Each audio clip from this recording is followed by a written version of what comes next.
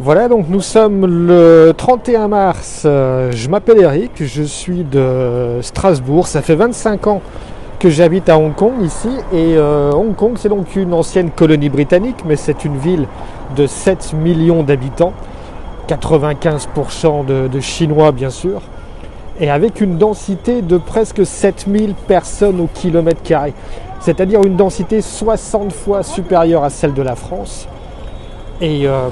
Et aujourd'hui, après 3 mois d'épidémie, on doit compter environ 600 cas et seulement 4 décès liés au coronavirus. La grosse différence par rapport aux chiffres auxquels on assiste aujourd'hui, et c'est dramatique en Europe, aux États-Unis, c'est que ici, comme vous le voyez, 100% des personnes portent le masque. Tout le monde porte le masque dans la rue. Il n'y a pas de confinement, seules les écoles sont fermées.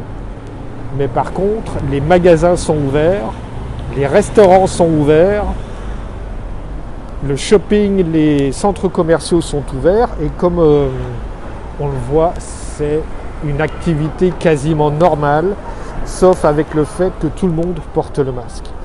Si on compare par rapport à New York, qui a aussi 8 millions d'habitants et qui compte aujourd'hui jusqu'à 500 morts par jour, c'est dramatique. Le port du masque ici fait toute la différence.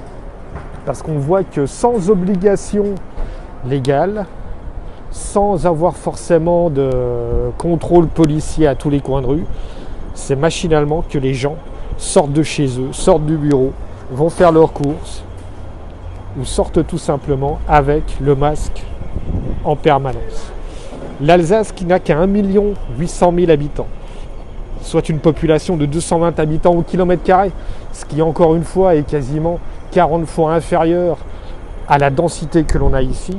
On compte aujourd'hui presque 500 morts à la fin du mois de mars. Ici, on est à 4 décès en 3 mois. Cette différence de chiffres est vraiment impressionnante, surtout pour moi qui vis à Hong Kong, qui suis alsacien d'origine et de cœur, et de voir à quel point en Alsace, la situation est compliquée, la situation est tendue, la situation est difficile. Alors qu'il semblerait que le simple fait de porter le masque puisse déjà vraiment être le premier geste barrière. Au niveau collectif, ça fait toute la différence. Parce que si tout le monde porte le masque, on voit que du coup, les personnes qui sont contaminées ou qui sont porteurs du virus vont le porter forcément. Et ce sont ces gens-là qui vont limiter la progression du virus et la contamination.